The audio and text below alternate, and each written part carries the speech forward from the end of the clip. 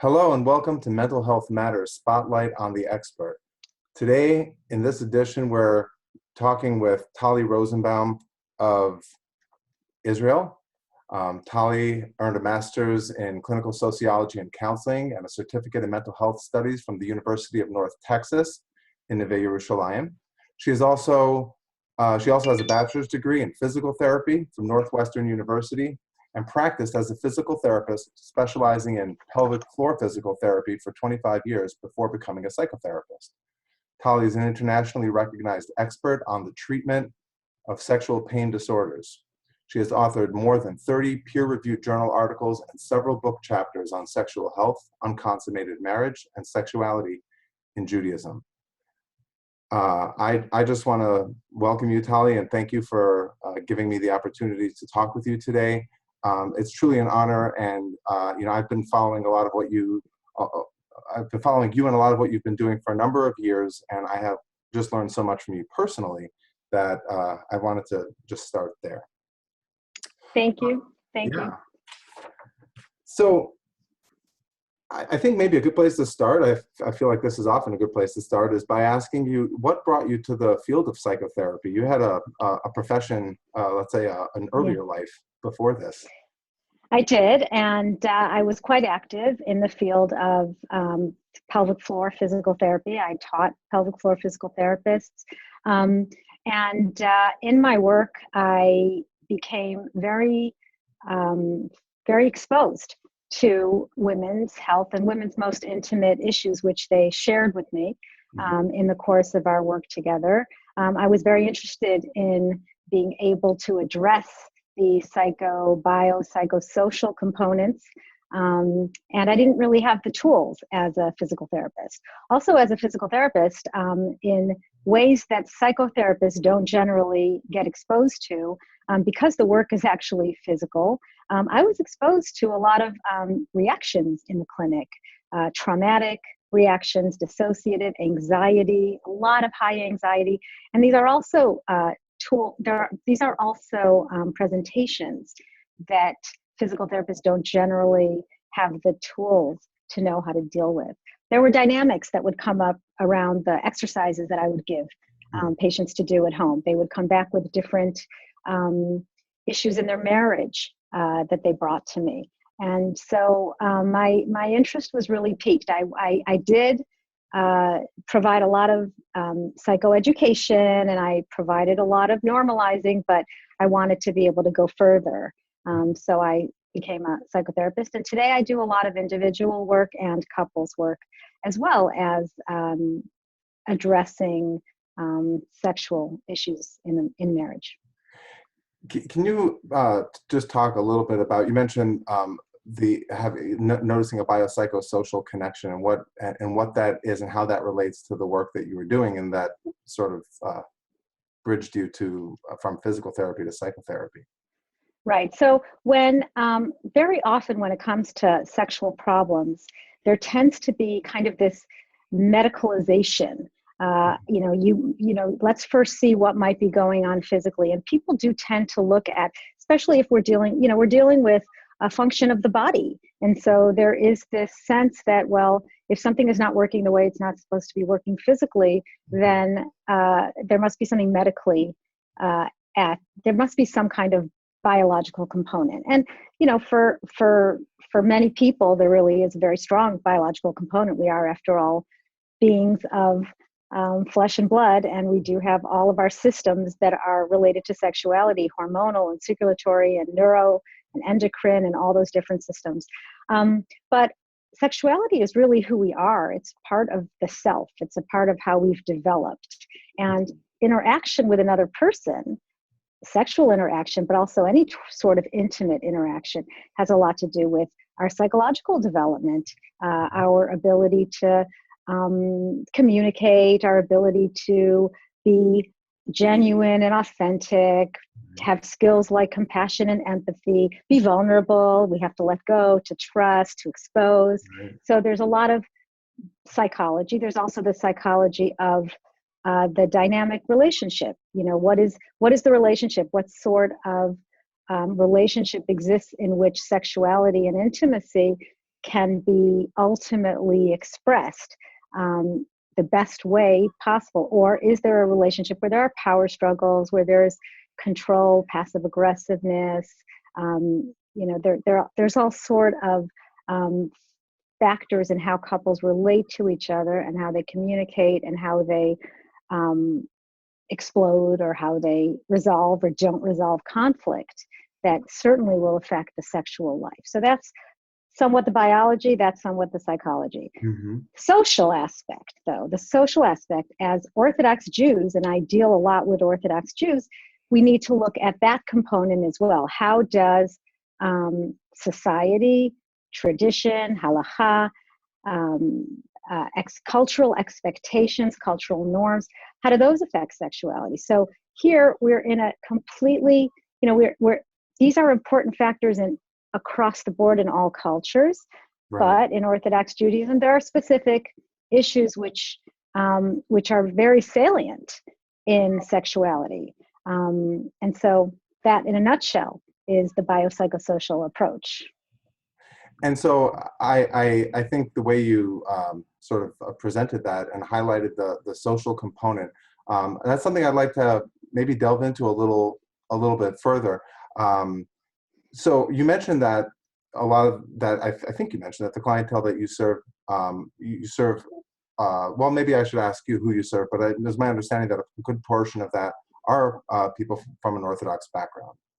Is that Yeah, right? I do. Yeah, for the most part, I treat Orthodox. I didn't always. Okay. I am in Israel, so most of my clients were Jews, but I did see quite a few secular Jews. But I also am involved in the outside world. I go to conferences, I write papers, I speak with other colleagues. So I have to say that some of the issues that I look at as being specific to our culture actually are very common across the board, certainly in traditional societies.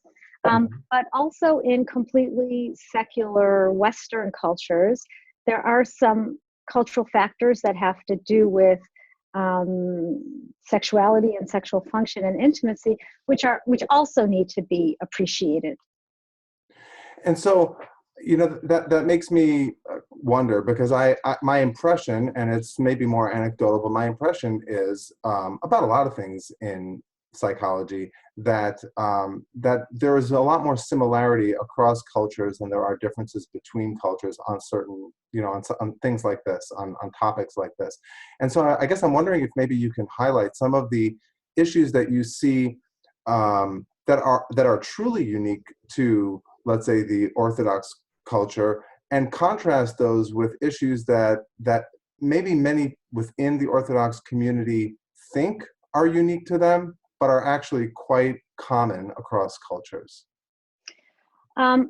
Okay, so I hear your question, and I'll answer it to the best of my ability, giving some examples of what I see in my practice, but not just. I mean, I think that we should preface this by saying that some of what I'm about to say is informed by my clinical practice, but much of it is also informed by research. My colleagues and I were the first to study sexuality in Orthodox Jewish women, and we published. We did a questionnaire. We surveyed over 400 women, and even then, we were able to collect some data that looked at the effect of some of the religious and cultural norms on sexuality. And we looked at things like preparation for marriage, preparation for sexuality, messages about sexuality, relationship. And even at the time, what we found was that even amongst women who reported having, I should preface that by saying at the time there was also a major study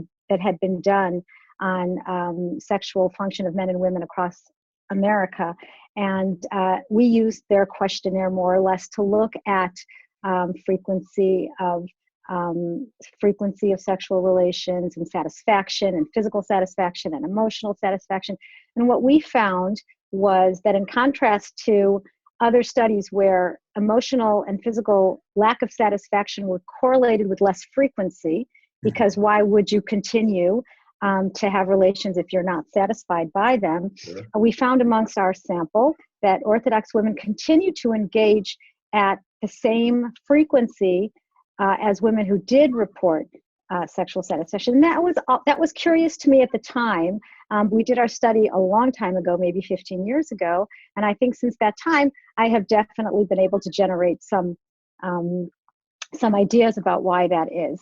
So one of the things is the issue of sex sort of as an obligation. In other words, what's specific about our culture is that, we are expected to not engage in sexual behaviors. I mean, we are sexual human beings, obviously, but we're expected to not engage in sexual behaviors until the wedding. And then there is this kind of switch to to the expectation of full sexual intercourse, which, for many, many people, intercourse occurs after somewhat of a developmental period of intimacy that grows over time. So this kind of all or nothing is pretty unique and can be a great source of cognitive dissonance for both young men and young women who have been trying very hard to inhibit or have not been very aware of or connected to their sexuality, and then are expected to engage. And this can present, or does present often, a great source of anxiety, of stress, of a goal orientation, of need to succeed. And so this is something that even back when I was a physical therapist, what I saw in my practice were young women who would come in, colloed, who just got married or had been married for several months or even years, that have, not been able to engage either because of fear or pain. And much of what they would bring, and this also was part of my inspiration to do more and to study more and to work more in this, was that they didn't have the expectation for pleasure or satisfaction. They only had the expectation, to be able to allow intercourse to occur. And, I think that that would be one of the cultural norms that we would think are cultural norms. But in fact, if you look at the literature, especially the feminist literature, interestingly enough, what we'll find is that across the board in all cultures, even in our Western society, women continue to engage in intercourse even when it hurts them, because when asked why, the answers given are mate guarding. Mate guarding meaning, I'm afraid my husband will leave me, or I'm afraid he'll use pornography or have an affair. And so I guess maybe what we would say is that in our culture, we might see it a little bit more intensively than at society large. But the whole issue of women's autonomy, their sense that their body is theirs, they can say no. I mean, that's something that is an area of interest.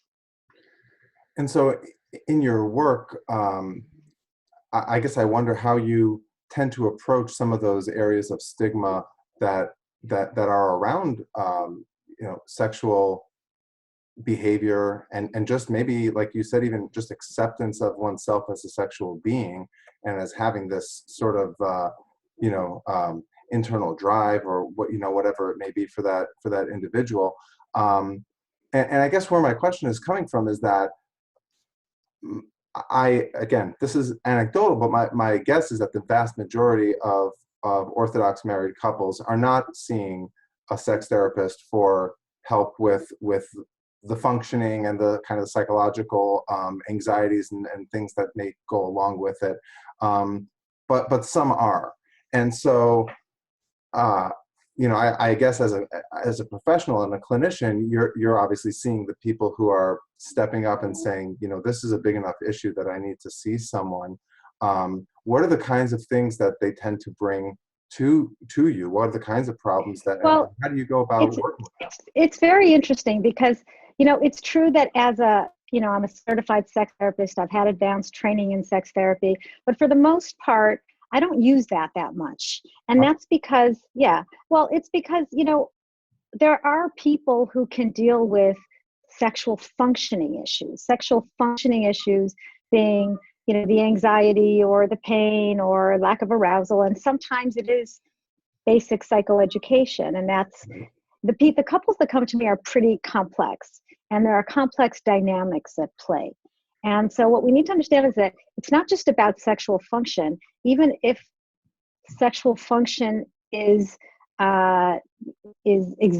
and everything works, there still may be a lot of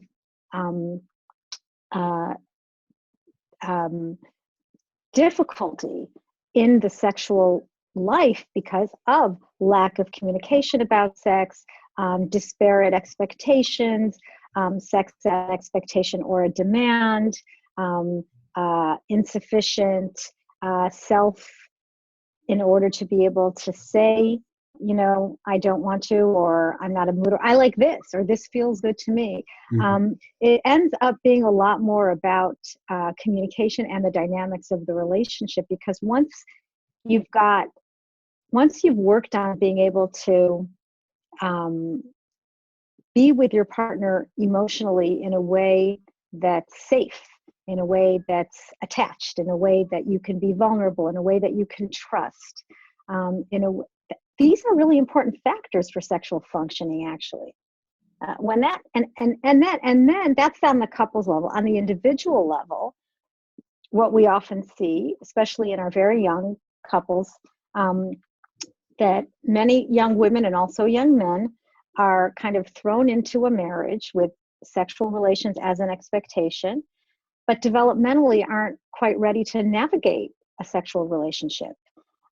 They don't know the basics. They don't know the basics, not just of anatomy and physiology, but they don't know the basics of a language of autonomy, of consent, again, of what feels good, what doesn't. They're disconnected. There's no expectation for pleasure because no one's spoken about pleasure. There's perhaps an entitlement, especially for the young men who have been told that you've been struggling with your sexuality, but once you get married, you'll have an outlet. And so they're waiting for that soothing relief of being able to express their sexuality, which until marriage has been a great source of conflict. So I think you mentioned preparation for intimacy, and yes. And so my question here then is, what do you, from what you know of, which I imagine is a fair amount as far as it relates to the kinds of preparation that both young men and young women within the Orthodox community are receiving, what do you see that's being done well, and what are some things that you think really need some more light shed on them so that people can sort of make the transition that you were talking about in a way that's consistent with who they are and their beliefs and their cultural background, and not and not deviating from that, but in a way that also will allow them to have both, again, the man and the woman, a satisfying marriage and a satisfying sexual relationship. Yeah, so I think that it's very difficult, without data, without specific, without the statistics, to say across the board what's being done well and what's being not done well, simply because our Jewish Orthodox society is not monolithic, and we have Hasidim and we have Jewish and we have modern and we have yeshivish and we have all sorts. Right. Now, even within these small subcultures, so to speak, there's a lot of variation. There's a lot of diversity. What I can say is this. I think that what we can do better is that we can prepare for intimacy way before kala classes and chatan classes. We can do that by using many opportunities throughout the life cycle, because we are sexual human beings from the time we are born. And parents need to be able to raise children with an understanding and with an appreciation, with a connection to their sexuality. And that doesn't have to be in ways that permit or promote sexual activity with other. It can be in ways that appreciate the precursors of enjoying sex, which is just enjoying. So giving permission to actually experience pleasure. Doesn't have to be sexual pleasure, but it can be pleasure, because in many homes, in some of the clients that I will see, there is no allowance for pleasure. Everything is a should. And we want to develop kids. We obviously want to develop kids with a voice of should, with a higher moral conscience and a sense of values and what's right and what's wrong. But we also want to have some voice that permits the I want, that permits that this feels good, that appreciates and reconstructs the shame that occurs with the, that's muksa, or that's not allowed, but then comes and soothes and says, but you're a good boy. And, that's okay because, and we're human. And building the part of the self that feels entitled, to pleasure, that feels that, it's okay to connect with my body. My body has words. There are words. There's a language for my body parts, and I can talk about it. My developing body is a subject that I can discuss with my mother. I can, a boy can discuss it with his father. The feelings that I feel, I can talk about. So these are all ways to prepare. The other way that we can prepare is with a sense of self that also values autonomy and values self. Because when people get married and they don't have a sense of who they are, their partner certainly has no clue of who they are and how to please them and how to communicate with them and how to know. So when you marry somebody and they say, sure, whatever you want to everything, right, that it's very difficult to develop anything from that place. So certainly development with an understanding that all aspects of development of the self will have an impact on sexuality, and also intimacy. Intimacy begins with the self, but the skills for intimacy also happen with same-sex friendships. In other words, you can be in a completely frum society and have good girlfriends if you're a girl that you learn that you can share things with, and she'll keep your secret, and then you develop trust. Your mother, you will develop trust if your mother doesn't go through your stuff. If your mother goes through your stuff or tells her friends all the things you've told her, then you will have a harder time developing trust, and you will have a harder time trusting in a relationship.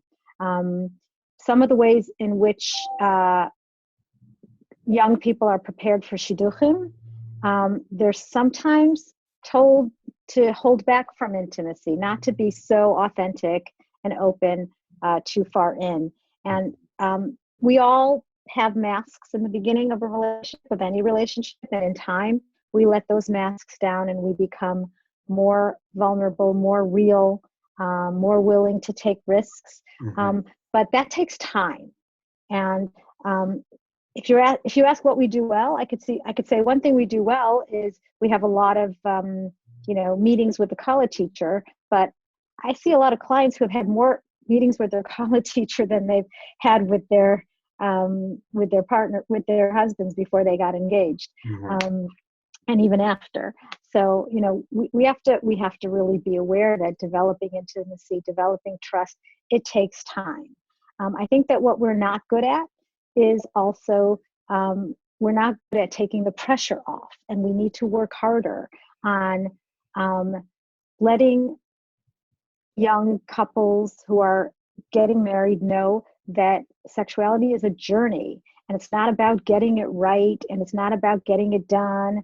There's a lot of pressure for that first time, and many couples, I'm going to say couples because it's not just the young women. The young men are also pretty afraid, and they also don't want to cross any boundaries. And if the young women are not making boundaries because they've never learned a language, in fact, unfortunately, there are many college teachers till today who will tell Kalo, if your husband needs to, then you need to.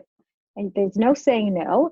And I don't, that's not really, that's kind of their interpretation. I think we know that the sources lead us to understand sexuality in a marital relationship as to be consensual, as to be mutually respectful, and as not to ever force one or the other.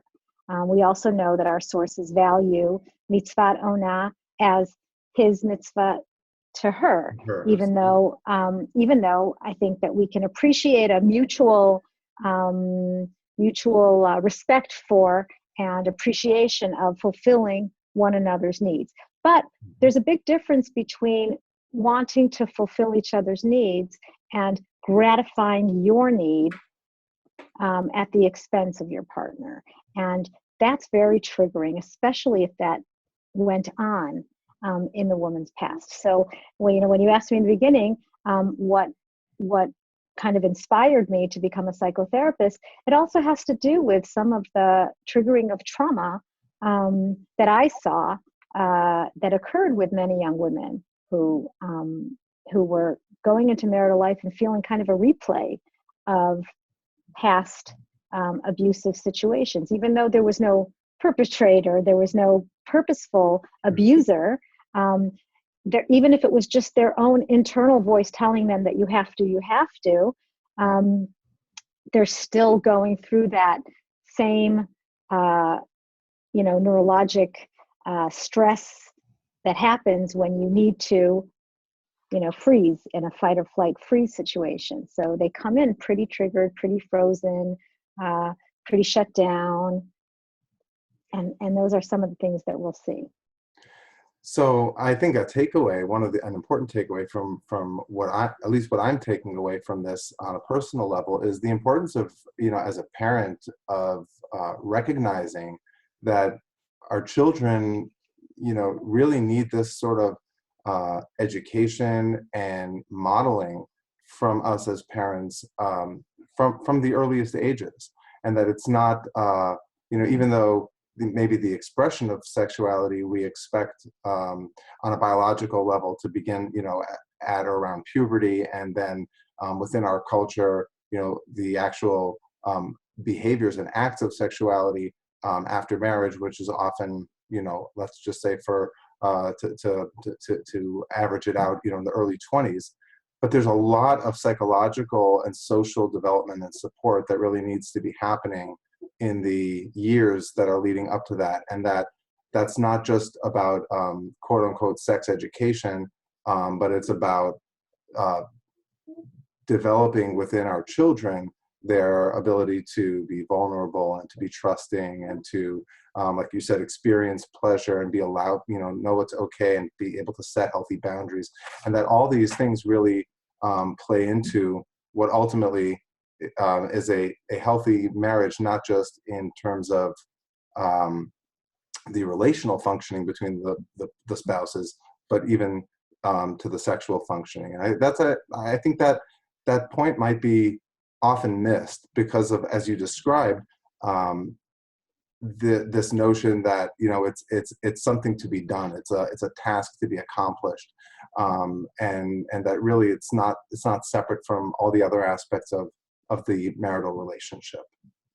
Yeah, I mean, I like to use the mindfulness principles in working with my clients, that sexuality is not a goal.